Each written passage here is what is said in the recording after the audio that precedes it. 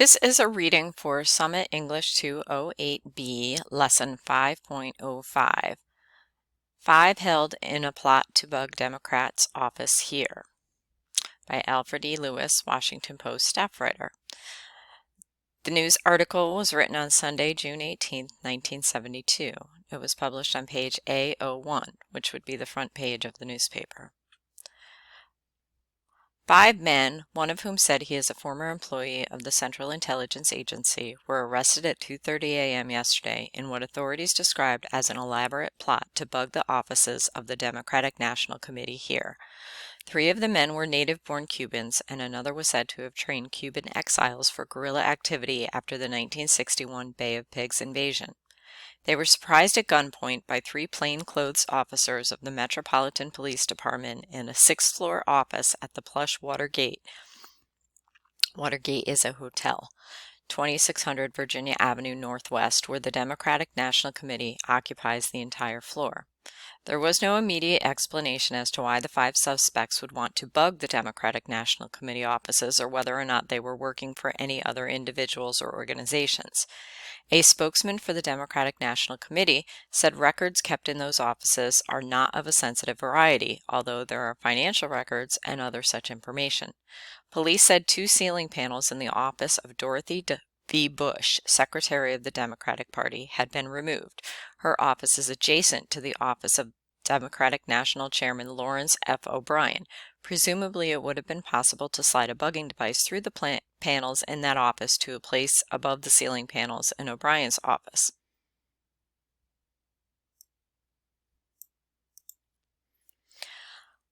All wearing rubber surgical gloves, the 5 suspects were captured inside a small office within the committee's headquarters suite.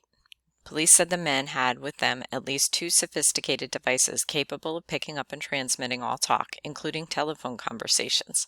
In addition, police found lockpicks and door jimmies, almost $2,300 in cash, and most of it in $100 bills with the serial numbers in sequence. The men also had with them 1 walkie-talkie, a short-wave receiver that could pick up police calls, 40 rolls of unexposed film, 2 35mm cameras, and 3 pen-sized tear gas guns. Near where they were captured were 2 open file drawers, and 1 National Committee source conjectured that the men were preparing to photograph the contents.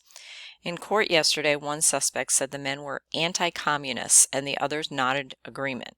The operation was described in court by prosecutor Earl J. Silbert as professional and clandestine. One of the Cuban natives, the Washington Post learned, is now a Miami locksmith.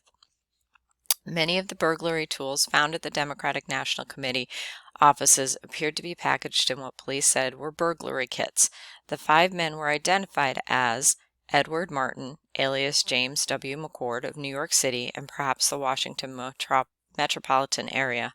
Martin said in court yesterday that he retired from the CIA 2 years ago. He said he presently is employed as a security consultant. Frank Sturgis of 2515 Northwest 122nd Street, Miami. Prosecutors said that an FBI check on Sturgis showed that he had served in Cuban military army intelligence in 1958, recently traveled to Honduras and Central America, and presently is the agent for a Havana salvage agency. He has a home and family in Miami. Sturgis was also once charged with a gun violation in Miami, according to FBI records. Eugenio R. Martinez of 4044 North Meridian Ave, Miami. Prosecutors said that Martinez violated the immigration laws in 1958 by flying in a private plane to Cuba. He is a licensed real estate agent and a notary public in Florida. Virgilio R. Gonzalez. Editor's note: spelling was corrected in subsequent stories to Gonzalez with a Z. Of 930 Northwest 23rd Ave, Miami. In Miami yesterday, his wife told a Washington Post reporter that her husband works as a locksmith at the Missing Link key shop. Henry Collett, the shop owner, said that Gonzalez was scheduled to work yesterday but didn't show up. He's done it before, but it's not a regular thing, Collett said. He said he thought Gonzalez came to America about the time Fidel Castro became well known and began working for Missing Links sometime in 1959. He described Gonzalez as pro-American and anti-Castro. He doesn't rant or rave like some of them do. Bernard L. Barker of 5229 Northwest 4th Street, Miami. Douglas Caddy, one of the attorneys for the 5 men, told a reporter that shortly after 3 a.m. yesterday he received a call from Barker's wife. She said that her husband told her to call me if he hadn't called by 3 a.m., that it might mean he was in trouble. All were charged with felonious burglary and with possession of implements of crime. All but Martin were ordered held in $50,000 bail. Martin, who has ties to the area, was held in $30,000 bail. In court yesterday, prosecutors said Sturgis also used the alias Frank Fiorini, an assertion confirmed by Miami area police. In 1959, the Federal Aviation Agency identified Fiorini as the pilot of a plane that dropped anti-Castro leaflets over Havana. Described in newspaper clippings as a soldier of fortune, Fiorini reportedly was head of the International Anti-Communist Brigade after the Bay of Pigs invasion that trained 23 Cuban exiles who, in 1972, landed by boat in Cuba's Matanzas province and set up guerrilla operations. Fiorini reportedly is a native of Norfolk, Virginia, who fought with the Marines in the Pacific during World War II, an early supporter of the Cuban Revolution. He reportedly fought with Castro and was named by the premier to be overseer as gambling operations in Havana before the casinos were shut down by the premier. The early morning arrests occurred about 40 minutes after a security guard at the Watergate noticed that a door connecting a stairwell with the hotel's basement garage had been taped so it would not lock. The guard, 24-year-old Frank Wills, removed the tape, but when he passed by about 10 minutes later, a new piece had been put on. Wills then called police. 3 officers from the tactical squad responded and entered the stairwell. From the basement to the 6th floor, they found every door leading from the stairwell to a hallway of the building had been taped to prevent them from locking. At the 6th floor, where the stairway door leads directly into the Democratic National Committee offices, they found the door had been jimmied.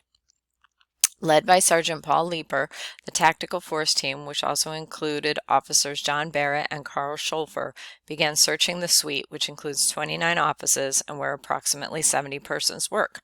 When the officers entered an office occupied by a secretary to Stanley Grieg, deputy party chairman, one of the suspects jumped up from behind a desk, put his hands in the air, and cried, "Don't shoot," police said. According to police and a desk clerk at the Watergate, 4 of the suspects, all using fictitious names, rented 2 rooms, number 214 and 314, at the Watergate Hotel around noon on Friday. They were said to have dined together on lobster at the Watergate restaurant on Friday night. Yesterday afternoon, the U.S. Attorney's Office obtained warrants to search the hotel rooms rented by the suspects. They found another $4,200 in $100 bills of the same serial number sequence as the money taken from the suspects, more burglary tools, and electronic bugging equipment stashed in 6 suitcases.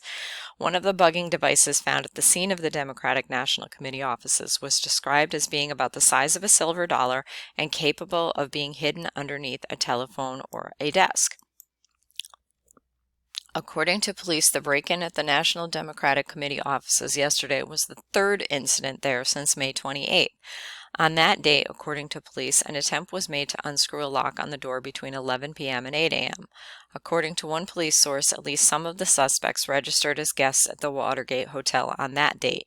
On June 7th, police said a safe at the committee headquarters was reported broken into and $100 in cash and checks stolen. That break-in occurred about 9 p.m., but there was no door jimmied since the suite was unlocked and people were still working there. Within hours after the arrest, the suite was sealed off and scores of Metropolitan Police officers, directed by Acting Chief Charles Wright, FBI agents, and the Secret Service men were assigned to the investigation. Caddy, one of the 5 attorneys for the 5, said he met Barker a year ago over cocktails at the Army-Navy Club in Washington.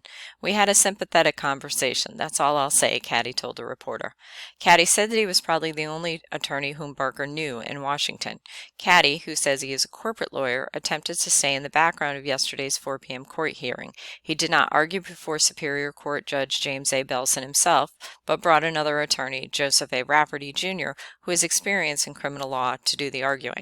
In that 30-minute arraignment, Assistant U.S. Attorney Earl Silbert, the number 2 man in the Chief Prosecutor's office, unsuccessfully urged the court to order the 5 men held without bond.